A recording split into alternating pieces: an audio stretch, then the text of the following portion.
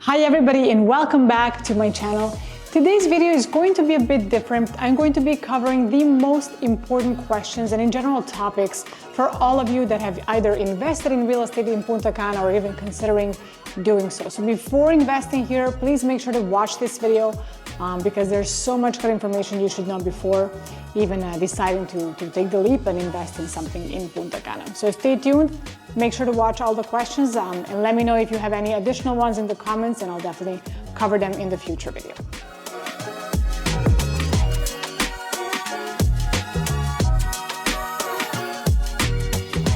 First and foremost, we're going to be covering the question number one, which is how does real estate in the Dominican Republic work in general? So if you're coming from the US, Canada, or whichever country that actually has an organized system, you're going to be a bit surprised when you come here or when you start looking online. So what is the main difference is that here we do not have a centralized MLS system. So there is no such thing as Zillow or any website that kind of picks up all the listings and then you can check basically on that website. What we have here is a lot of websites and most of them are not updated. So basically as a realtor here, you have access to, you purchase access to various platforms and then you upload your listings there. Now, what is the biggest issue here is that, we have so many different websites and so many different listings uploaded there, and the vast majority of people is not updating those listings regularly. Again, because these listings are not pulling from a central database, but for example, you have to update the same listing. If it changes the price, you have to upload that one listing over 15 different platforms.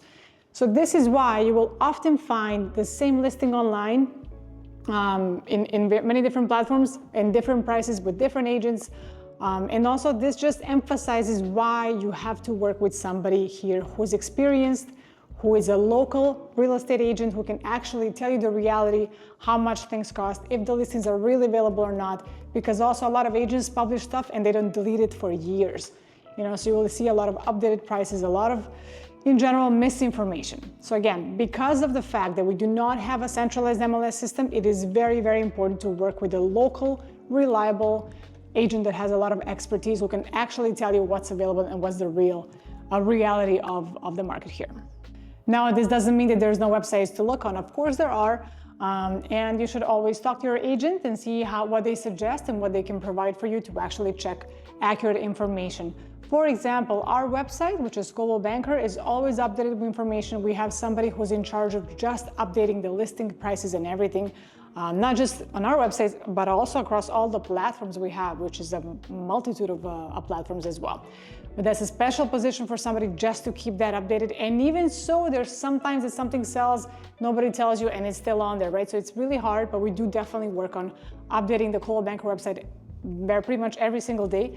And I have my own website as well, YelenaEstate.com, which is updated just like Coldwell Banker on a daily basis pretty much. Now, the second question, and a very important one as well, is how is the process to buy real estate in the Dominican Republic?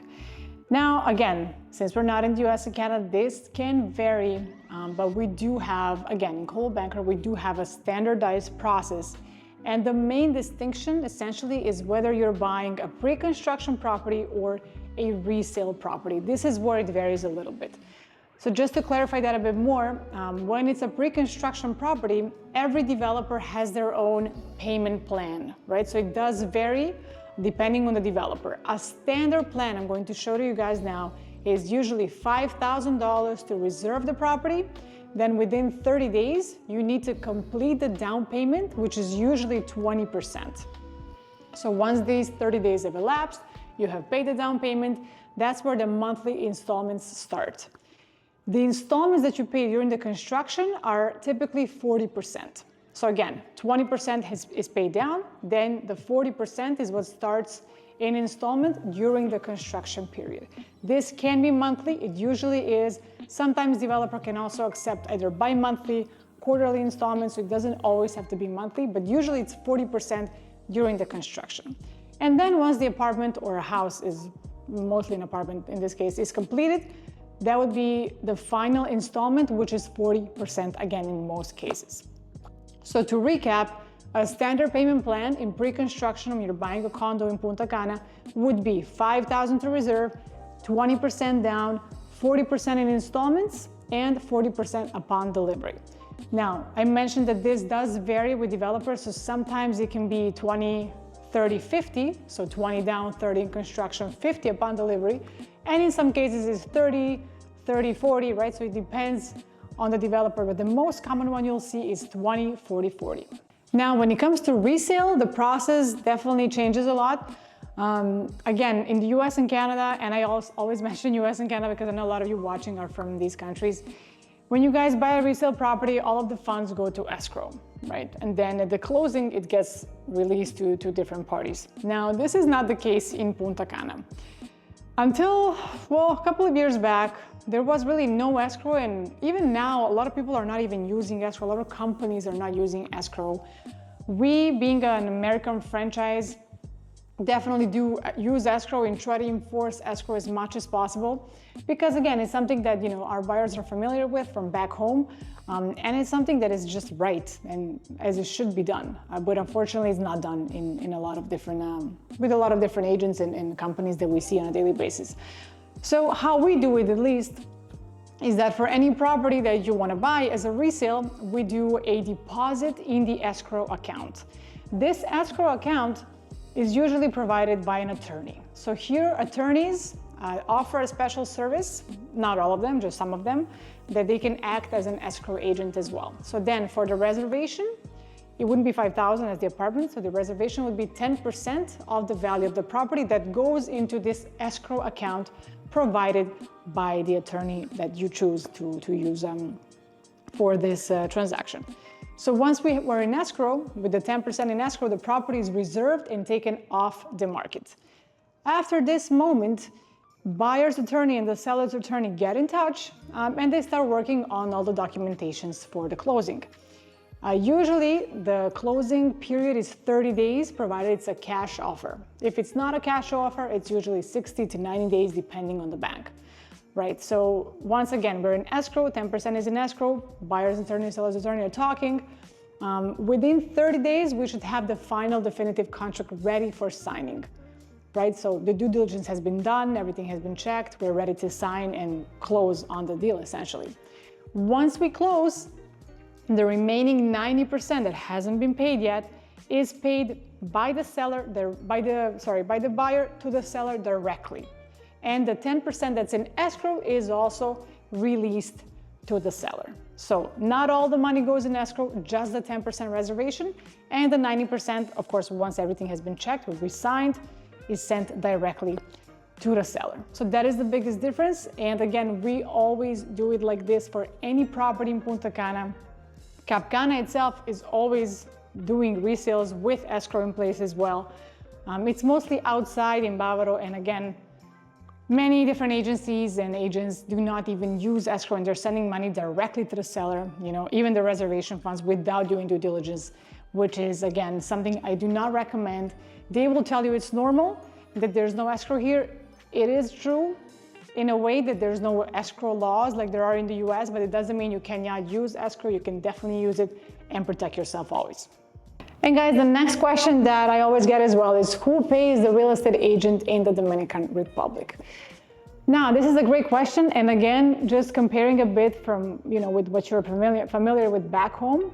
In Canada and the US, you guys have, of course, the buyer's agent and the seller's agent. Now, in the Dominican Republic, that's not really the case. Here, as agents, we represent both the sellers and the buyers, almost always in 95% of the cases. Why that is? The number one reason being no exclusivity on the market. So every property that's available, we can all sell it. So it's not a listing that's been, captured by one agent or being promoted by one agent. No. So we can all sell everything. This is why we always almost represent the seller as well. And of course the buyer, because we always try to look for best properties for our buyers, but we can sell absolutely everything on the market in, again, most cases, because there's no concept of exclusivity to begin with. And who pays the real estate agent is always the seller.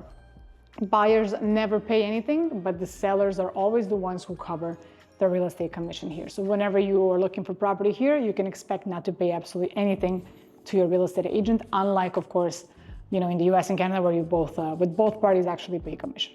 And another question that kind of connects to the previous ones, I oftentimes also hear people say in general, oh, you know what? I went directly and I bought from the developer, I saved myself some money. Well, let me tell you, did not. So what actually happens is every time you think you're skipping an agent, you're not, because what really happens is that every developer has their own agents. So when you're talking to the developer, you're not talking to the developer, you're talking to the agent who helps them do their sales. So no single developer is going to be taking a million calls from so many different people, They have their own sales department. And what you're losing here in a way is that you're not really getting other options on the market. When you're talking to the agent, to the developer, you're talking to their agent, they're not going to show you anything else but the projects of this particular developer, right? So of course they're going to be biased and they're not going to show you perhaps other options that are good for you, So you haven't really skipped anything. If in fact you have skipped the opportunity to see more on the market and you think that, you kind of got a better deal, but that's actually not what happens. This question is the one that I believe happens pretty much on a daily basis, that I at least see happen all the time, is can I use various agents when buying property in Punta Cana? The short and simple answer is yes, you can. Now, whether it's recommended or not, I would definitely not recommend it. Again, remember that I just mentioned that everything here is non-exclusive. So any agent you choose can represent you in any purchase at all, whether it's listed by who God knows, whatever agent, doesn't matter. Your agent can always represent you no matter where. So the thing is, what people sometimes do here is they think that, talking to many people is going to give them a wider access to information. But the reality is you're likely talking, of the 10 agents you're talking to, likely 90% are misinformed and they do not have the proper information, proper legal context, proper experience on the market. So there's so many things that they tell you that is not correct. So then you are kind of fed with all this misinformation. From the moment you learn all the misinformation, you come to talk to the right people, they gotta correct all the wrong information you've learned.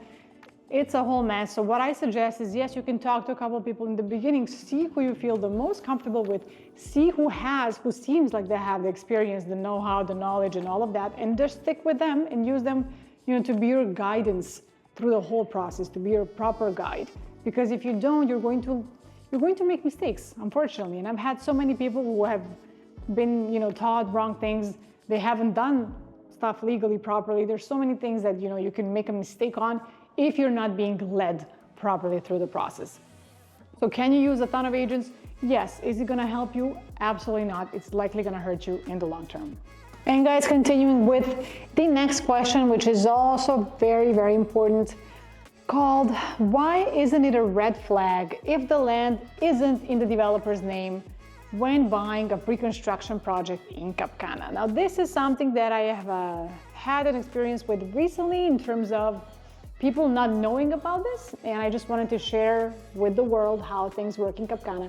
Just like anywhere in the world, there are certain processes that are being followed in different parts of the world, right? So every part of the world has its own legal situation, legal process that is perfectly normal here, but if you don't know it, it can seem, as if it were a red flag. Now, what happens here? Let's say you're a developer, right? And you're trying to buy land to build your project.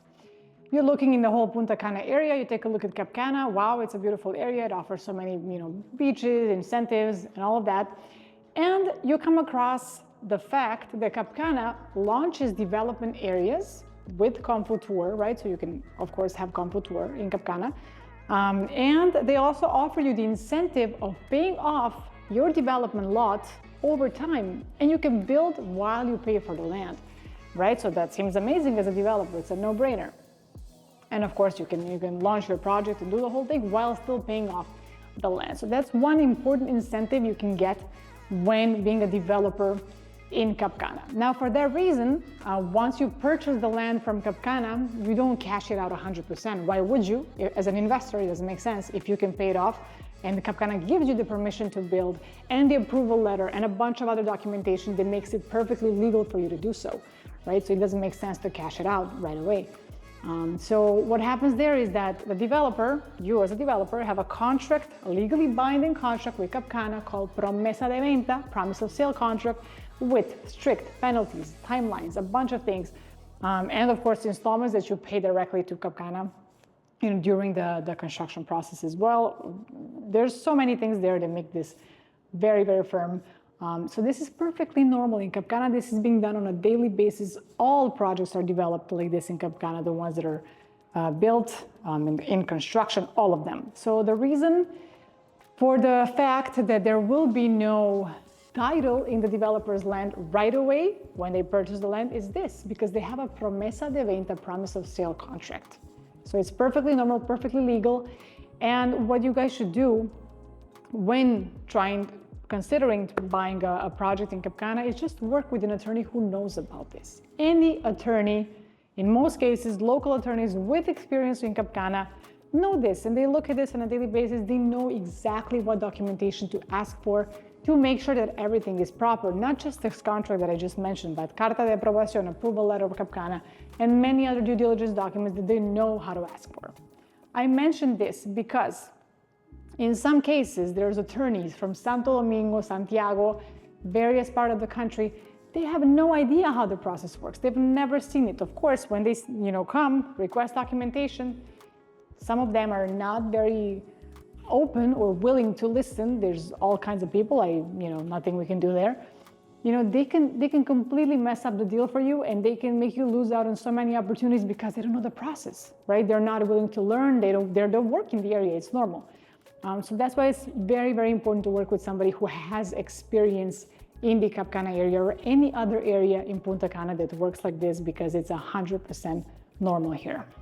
Guys, the next question we have is, what are the most common mistakes foreign buyers make when investing in Punta Cana?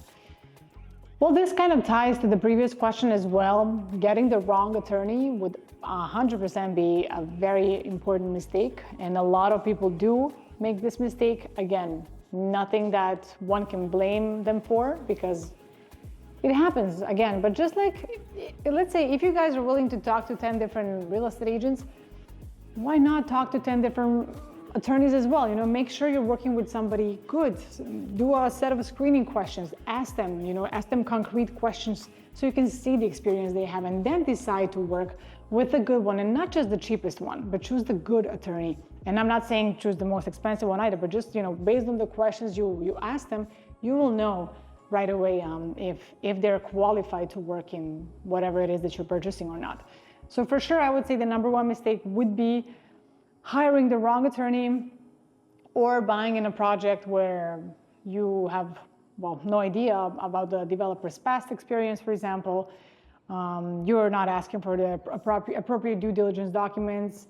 But again, with a good attorney, you will probably skip most of these errors, if not even all. So besides the attorney, of course, I would say the next big mistake would be trusting random ads that you see, using the wrong agent as well. Remember that online there's a bunch of misinformation and listings that are inaccurate. So again, always use the right agent to ask to make sure that this is real, because there's a bunch of clickbaits. Also, I've heard people come to Punta Cana, get into an Uber, and then use their Uber driver as their realtor. I mean, you can see that that might not be the best option for you, but again, I've heard that happen as well. And one other thing that I've heard as well, which is completely mind-baffling for me, and I don't know how people do this as well, is that they hire attorneys. Let's say you want to buy in a pre-construction project, right? You liked it with your agent, everything is good, and then you decide to hire an attorney who's also a real estate agent. So the conflict of interest is just crazy, right? Because obviously the attorney who's a realtor, part-time attorney, God knows how that's divided, is gonna tell you to buy somewhere else, to buy from them, So never hire an attorney who's also a realtor, just like you wouldn't hire a doctor who is also a realtor. You can't have two professions like that. You're either an attorney or you're a realtor. You don't do both. So that's also something I would suggest not to do. Guys, the next one we have is, why is Cap Cana considered more exclusive compared to Bavaro or Punta Cana Village? And of course, why are the prices as they are? So Cap Cana is a master planned community. You can't really compare to Bavaro at all, because there's obviously, security gates. It's a beachfront community with 2 golf courses. It's extremely secure. You can go with the golf carts anywhere you actually have infrastructure, which is proper. There's so many things that obviously justify the difference in quality and standard and pricing as well. So it's not really a direct comparison, I would say, between Bavaro and Cap Cana. It's not to say that Bavaro is not good. It's a nice area as well, but it's a completely different style of living. It's way more local, and it's not, of course, as properly maintained because it's a public area. So it's perfectly normal. So yeah, I wouldn't say that's something that we can directly compare, but there's, of course, in Punta Cana, there's something for everybody. If you're looking into getting something, within the 100,000 range, there's options in Bavaro as well. If you're looking for something more high-end with security, gates and just a upscale living, there's Cap Cana, right? So there's so many options in Punta Cana. You don't have to limit yourself, for example, just to the Cap Cana area. If you, of course, if it's not your style and it's not something that works for you, there's Bavaro, and there's a bunch of options pretty much everywhere in Punta Cana, which is the beauty of it. It's kind of inclusive. There's something for everybody. And guys, I get this question a lot as well, and clients always ask, what types of properties are selling the fastest right now in Punta Cana? I would say that would have to be pre-construction. So still pre-construction has been pretty much booming in the Punta Cana market since the 2020, since COVID and pandemic and that whole period. I would still say that pre-construction is selling quite strong. Depending on the area, what I would say that the most commonly sought after would be the 300,000 range. So up to 300,000, what sells the fastest. 350 in Cap Cana. 2 bedrooms sell very fast. Again, in the range of 350 to 400,000, which is now where they're starting at in Cap Cana, right? So that's kind of the lowest range, the starting point in Cap Cana. And in Bavaro, of course, different projects in the 200,000 range are also doing pretty well. So that is kind of the product that is selling the quickest right now. But again, even resales fly off if they're properly maintained, if they're beautifully done, decorated, all of that. That also sells very quickly.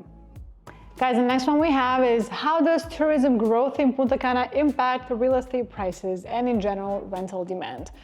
It does. It definitely does. Again, this is kind of what I was mentioning. So back in 2020, we had post-pandemic, we've had a big surge in general visitors to the country overall, but to Punta Cana mostly.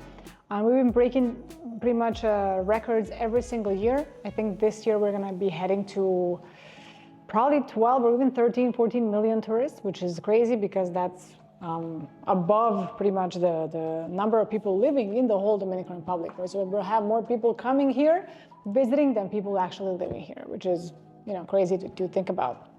But it definitely does impact it. I believe that a lot of demand, like we have right now, is of course affecting the whole market. That there's a lot of demand, but there's also a lot of projects coming out, so it's kind of keeping up with the demand as well. I believe that because we have this constant demand and the constant surge of new products and more construction, more development, more commercial places coming as well, it is growing significantly. So this is pretty much going to be a major city for sure within the next 10 to 20 years because there's so much development going on. Cap Cana as well is going to be a city on its own. So there's, again, a bunch of development coming, and every year we have higher starting prices for apartments, projects, and all of that. So I have seen firsthand, consistent surge, of new areas, new projects, and new and consistent pricing as well, which does increase every year at least 5 to 10%, depending, of course, on the product. But you can say a steady increase has definitely been happening since COVID. Guys, the next one we have is, what is the difference between buying a condo versus a villa in Punta Cana, and which one is right for me? Of course, highly depends on your personal preferences, but also from a perspective of maintenance as well. Condominiums are much easier to maintain naturally because you don't have a patio. In most cases, you don't have a pool, of course, in the outdoors as well. So, of course, from a maintenance standpoint, it's much easier to manage a condo, especially if you're not using it a lot. You can just, leave it locked and have somebody just come over a couple times to, in general, refresh it. But it's much easier compared to a villa. But naturally, villas are, for bigger crowds, and as well, it's nice to have a villa in the Caribbean. But from a rental standpoint, both do well. We have people renting both villas and condos, again, depending on the preference. But villas are usually, of course, more expensive when it comes to the nightly rental, but they also accommodate a lot of people. So both are great options. But in terms of rental, in terms of management as well, maintenance, definitely it's easier to maintain a condo compared to a villa. And guys, this is also a question I get all the time is, can I live in Punta Cana full-time as a foreigner? Are there expats? Are there communities? What am I gonna do if I move here, right? So there's actually a lot of things you can do here, just like back home. We do have a lot of nice places to go to. We have beautiful restaurants. There's a ton of activities you can do. You can do tennis, paddle, golf, swimming. There's a bunch of things you can do. And there are a lot of expats. You have areas where you have more expats. You have those with not so many expats, depends. But areas such as, for example, Punta Cana Village, Resort, Cap Cana are all very international. You have a lot of foreign buyers and owners. Some of them live year-round. Some of them come a couple of months a year. Some of them come for 6 months out of the year due to, of course, the winter, especially Canadians, and they love coming here in the wintertime. I mean, who can blame them, right? But yeah, you can definitely do so many things, and you will surely meet a lot of expats. That, of course, is implied if you do go to places, public places, beaches, bars, restaurants. You're going to meet a lot of people who have done just the same thing. They have come here to start their life, and they're loving, life in the Caribbean. So yes, I would say definitely you would not miss, anything like that. Provided, of course, you're an outgoing person, you like to meet new people. You're going to meet a lot of people here for sure. Guys, the next question we have is, how do I choose the right project or developer to invest with? So the number one thing you should do here is get a reputable real estate agent, tell them what you want, be specific about your requirements, what you would want to have in a project, location, bedroom number, so many things that you would like to have in this condo, and have them guide you to the right opportunity, because there's so many opportunities in the market. Not all of them are the same. Not all projects are good. Not all developers are as reputable, right? So definitely have a good realtor who can tell you who good developers are, present you with their projects, if of course they're aligned with what you're looking for, guide you in the proper direction, and then of course, they have to present the developer's history as well, what they have done so far, how they build. There's so many things that you can ask your agent, and combine a good real estate agent with a good attorney, do the proper due diligence, and there's no way that you would have any kind of problem if you have that proper team set in place. Now guys, the next one we have is, how much should I budget for furnishing a property to make it rental ready? Now, before I answer this question, I wanted to mention that, for example, if you're buying a pre-construction condo, in most cases, this condo is going to come with kitchen furnishing. So you're going to have a cabinetry, you're going to have countertop, sink, and you're going to have certain kitchen appliances included in the price of the condo itself in pre-construction. So you're going to typically have a fridge, stove, oven, and the hood included. And also in most cases, they're going to be including the AC of the entire condo, the AC system, together with the washer and dryer. That's kind of the complete package of what's usually included in the pre-construction condo, of the appliances in general. Now, when it comes to villas, if you're doing a pre-construction villa, buying a villa, typically that's not included. So you usually just get the kitchen cabinetry, but you do not get a fridge or any of the appliances I just mentioned, usually in a pre-construction villa. So that is a big distinction to make between the two different products here.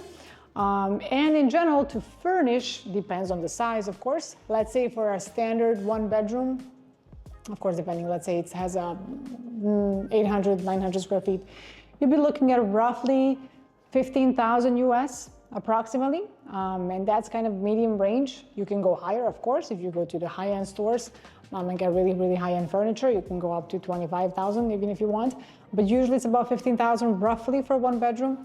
For two bedroom, we'll be looking at roughly 25,000 approximately, again, depending on what furniture you choose. You can even go lower than that if you go to really lower cost stores, but to have a nice looking condo, you would usually also get some decorative elements throughout, just to make it, stand out a bit more in the rental market.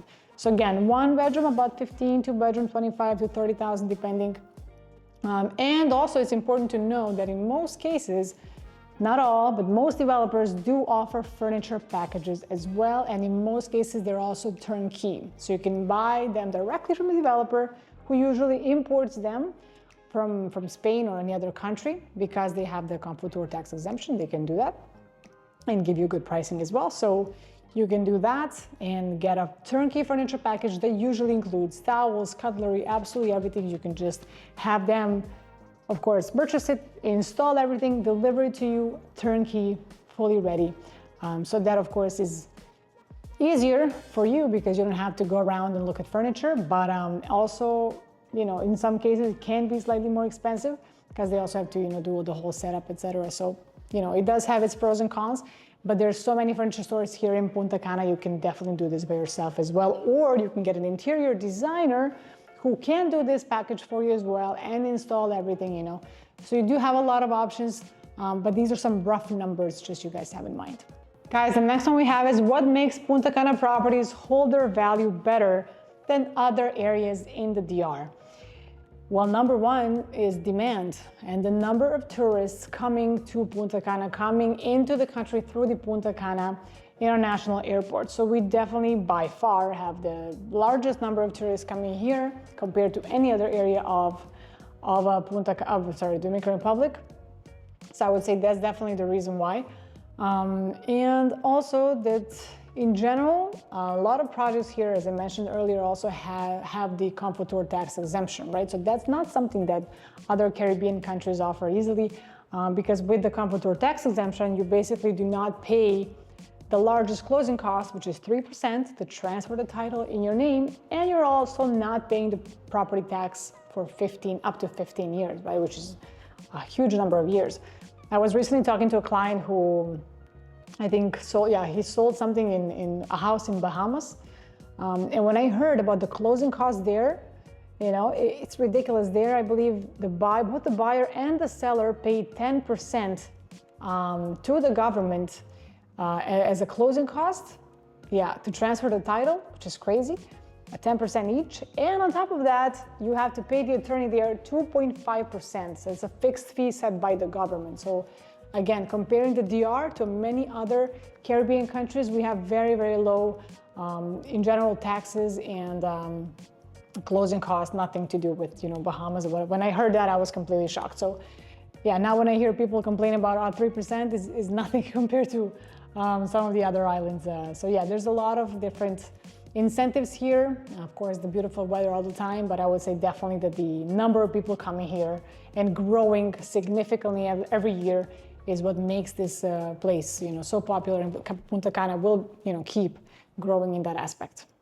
Because the next one we have is, are utilities such as electricity, water, and internet more expensive compared to US or Europe? I will definitely have a short answer for this, which is yes, they are more expensive. You do have to be conscious when using your AC here anywhere in Punta Cana, because if you leave that on 24/7, you will get a high electricity bill. And I believe just like any island, electricity is more expensive compared to the US or Europe. I remember when I was living in Europe, my electricity was next to nothing, but this of course is much, much higher because we're on the island. To give you an example, again, depending on the area as well, a one-bedroom apartment can easily pay up to $150 a month as the higher end. So that's something that can happen here, again, especially if you're abusing the AC a bit and not really making sure that you turn it off when you leave, you know. And if you don't have the inverter system, you know, the high efficiency AC system, then definitely you will see the higher numbers in electricity. But again, knowing all this, you can be cautious, you can definitely, you know, control that a bit better and avoid the high bills. But compared, you know, just to bluntly answer the question, yes, of course it is higher compared to that, but you know, you live in paradise, so it does make up for it. Guys, the question I also get usually is, can I buy land and build my own villa in Punta Cana? Yes, you absolutely can. What is the difference between, say, buying a villa that's already a pre-construction project and buying a plot of land and building by yourself?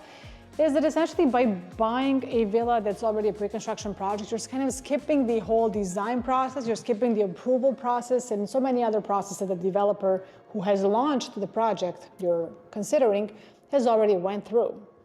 So if you just buy a plot of land, for example, in Cap Cana, if you buy a plot of land, you want to build your villa from scratch, you have to do the design, you have to do the all the plans, electric, everything, and you have to submit that to the Cap Cana developer department, and they have to go through your plans, send them back if something's wrong, because there's usually a set of rules and regulations that you have to follow. You can't just build whatever, unless you buy a plot of land in the fields very far from the city. Even there you have to follow some sort of regulations, but in Cap Cana much more, of course.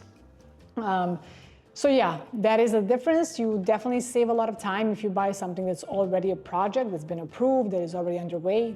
That does get built much faster as a villa. But if you, of course, want to do something by yourself, if you want to do your own design, you can do it. It's just going to take longer. On average, in Cap Cana, let's say you do that, it's going to take you anywhere from 18 months to 24 months approximately with the whole design, depending how long you do the design for. I've had clients who've been designing for 6 to 8 months. I've had clients who designed in 2 months. It depends really, because once you get a developer, you go back and forth, change things, add things, then you send it to Cap Cana for their approval, then again you change something. It can be a whole process. But yeah, you can definitely do it. You can end up with a villa that's perfectly tailored to your wishes. It's just going to take a bit longer. And guys, the next one is also very important. I always get is what happens if the developer delays a project, delays the delivery of my property, what then? So every time you buy a property in pre-construction in Punta Cana, you sign something called a promesa de venta, a promise of sale agreement between you and the developer that's valid during the whole construction period.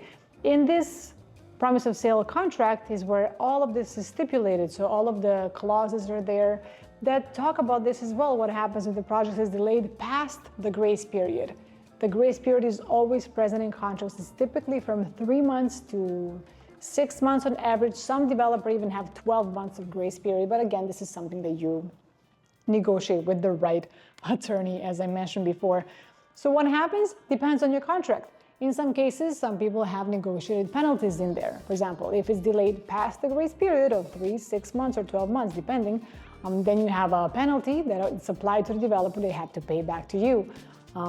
That is an option. In some cases, there's nothing, so nothing happens. In some cases, you have the right to ask for your money back, perhaps sometimes with even interest applied. If you say, I don't accept this, I don't want this anymore, they sell your unit to somebody else and they give you the money back. So there's so many things that can happen.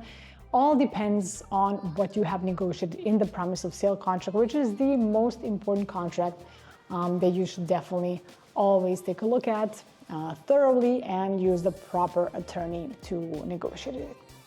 And guys, the next question we have is, what are the HOA fees in Punta Cana and what do they usually cover? Now, I often get this question as well, and a lot of times that I've noticed that people ask me, can you send me apartments and houses that pay no HOA? There is no such thing in Punta Cana, and you don't want to be in a community that pays no HOA fees, because that community, I guarantee you, is not gonna look nice. You definitely want to be paying some kind of HOA, and this value, the amount depends on where you are, really. In Bavaro, in some areas, for a 2-bedroom condo, you're going to be paying around $150 to $200 approximately a month. In Cap Cana, a 2-bedroom would likely pay around $350 a month for the HOA. So again, it depends where you are and kind of what the surroundings are, what it actually covers. In Bavaro, since these projects are usually, just a smaller project within a big public community, there's only the building that's being maintained, whereas in Cap Cana, for example, you're paying not only for the maintenance of the building itself, but also for the maintenance of the entire community of Cap Cana, road maintenance, infrastructure, a billion things as well that are included because you're part of a big community. So that is also a big difference. And another thing I wanted to mention, oftentimes when I publish videos on older construction condos in Cap Cana that are either waterfront, beachfront, beautiful apartments, they have high HOA fees. high. For example, a 2-bedroom would pay about 800, 900 US dollars on a monthly basis, and people get always shocked, how come it's so expensive? Well, I'll explain why, because all of the older construction like this in Cap Cana, all of these apartments are essentially using these central AC chiller systems. What does that mean? That there's a massive chiller system located outside of all the condos that cools the water down and supplies it to all of the units within the complex. Now, the electricity consumption by this chiller system is included in the HOA of these apartments. So this is why you can leave your AC on all the time in these apartments that I mentioned in Cap Cana, such as Fishing Lodge, Punta Palmera, Golden Bear Lodge, all the older construction. And your electricity bill doesn't go up because the consumption of the chillers is included in the HOA of the apartment. So this is why, again, the cost is higher for the HOA, but you can leave your AC on all the time and your electricity doesn't go through the roof. But that is a benefit, but that of course can be a bit shocking when you first learn about this and see the number, it doesn't make sense to you right away, but this is the reason why. Guys, the next one is what legal protections exist if a developer doesn't finish the project or backs out of the project or whatever may happen. The reality here, the answer I can give you, and it's going to be a very honest answer here, is that you do need a contract that protects you from that. So in the contract, in the promesa de venta, you can specify with clauses what can happen in that case, that you can ask for your money back and all of that will be refunded to you. That's what the contract is gonna say, right? If you make it say that. What is the reality, however? The only way to avoid this, almost 100% to avoid it, is to have a proper developer. So who you choose is going to make this almost impossible to happen. That's the only reality really, because you can put whatever you want in the contract, but if it's a developer who has no experience, who can just disappear, what are you gonna do? Nothing. You can sue them and you can be in court for 10 years. The only way to avoid this is to choose a proper developer with proper background, proper experience, somebody with a name, with a reputation that can't just disappear tomorrow. So this is the only reality here. You have to choose properly who you're gonna buy from, who you're gonna work with, because you can have the most solid contract in the world. It's not gonna be worth anything if you're not working with the right people. So again, the best option to avoid this, the only secure option, is to choose a developer that is reputable. Guys, the next question we have is, how long does it usually take to close on a property in Punta Cana? Now here we have a couple of different scenarios. It depends whether you're buying a pre-construction or a resale. If you're buying a resale, something already existent, of course, and built, usually the closing period is 30 days, provided you're not financing with a bank. If you are financing with a bank, this can get extended to 60 days, 90 days, depending on the bank. The process itself, it can be a little bit extended. So usually 30 if not financing, 60 to 90 or more if you are financing with a local bank. If you're buying a pre-construction property, you usually close within 30 days as well. Now the 30 days is the period of time that you have to do the due diligence and everything with your attorney before you sign the promise of sale contract. Now once you have signed the promise of sale contract, pay the down payment, you essentially just start paying in installments, and then you fully close once the property, of course, is built and delivered to you, at which time you'll be signing the definitive contract with which you're going to transfer the title into your name or and the name of an entity you've created locally or abroad as well.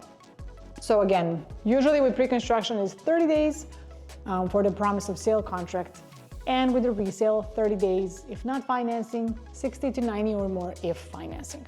And guys, the next one is, why is it important to hire a local attorney instead of hiring one from abroad? It is very important to hire a local one. I cannot emphasize this enough. Lawyers from abroad do not know anything in the Dominican Republic. It's a completely different law system compared to US and Canada and all the other countries. So you definitely need a local Dominican attorney, Dominican accredited attorney who can legally check the title, check a bunch of things, know what to ask for, know the standards in the industry as well. You can't just use a random attorney from abroad If you must use one, if you feel more comfortable using one, you can have your attorney from abroad collaborate with your attorney here and have them work together. But do not only get the attorney from abroad, not only because it's not recommended. In general, they're not going to help you. They're not going to know what to ask for. You can maybe close a deal with them. You maybe won't be protected fully because they don't know what to ask for. They don't know what clauses to implement. There's so many things that a local attorney will know that the foreign one will not. Always use a local attorney, again, that has experience. Do not just use a random, or one that you trust from abroad, because it is not enough. And this is a star question that we get all the time. I can speak in the name of all my colleagues for sure, is can I negotiate pre-construction prices in Punta Cana? The short answer is yes, you can, but you're not gonna get that massive discount that most people ask for. First of all, pre-construction projects already have pricing that are below the market value. Compared to a resale in the same area, it is priced below.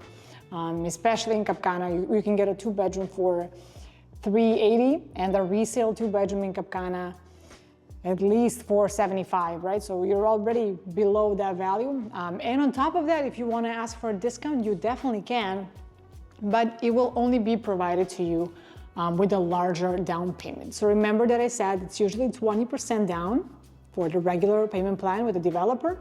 If you're able to do something like 50, 60, 70, 80, or even 90% down, there we have a chance to negotiate it and get that price even further down, because that's just what makes sense in the financial analysis that the developers do.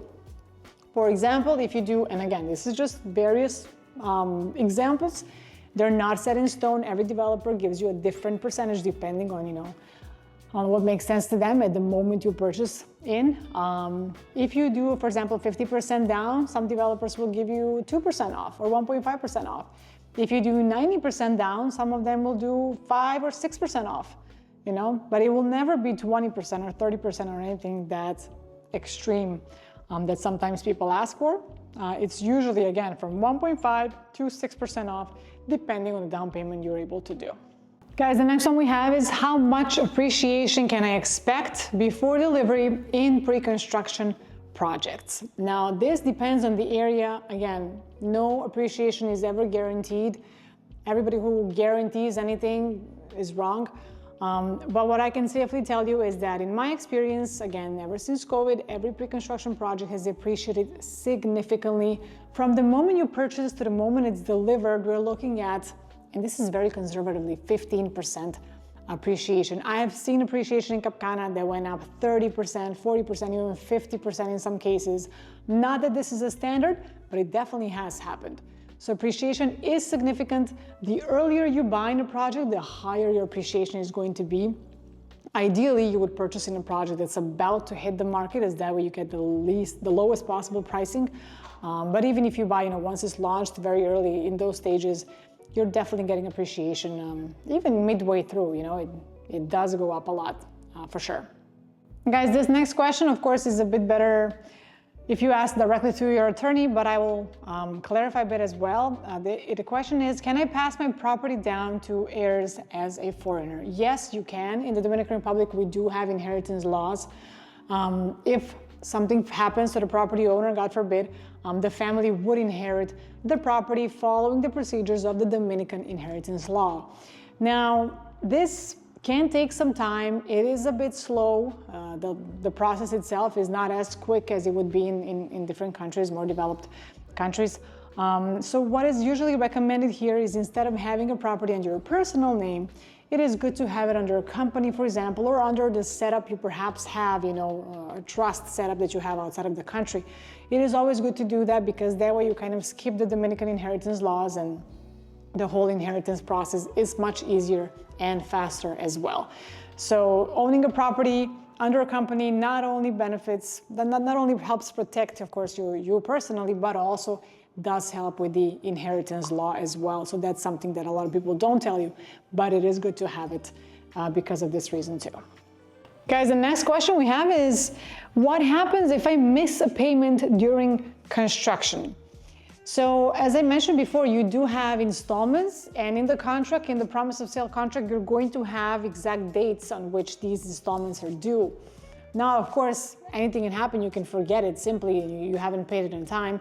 Usually developers will send you a reminder to your email stating, hey, this installment was due that you haven't paid, just like a reminder to pay it. But in some cases, they don't even do that. It depends on the developer. Some have a great post-sale system, some do not. So what happens there is, what I always recommend is put a reminder for yourself in your calendar, and just make sure you remember. If you miss 1 or 2 or 3 installments, usually in the contract is going to state a penalty for you, and they're going to be charging you, interest depending on how many installments you've missed, and what the interest is based on the contract, what's stated in the contract. So I always recommend that people do put reminders. But in some cases I've seen that people have forgotten to pay a couple of installments, and even though the penalty was due to be applied to some of my clients because they forgot to pay, the developer really never did it. They just contact the client and say, hey, we see that you're a couple of payments behind, what's going on? Are you going to pay? Are you able to pay it now? And they have applied no penalties at all.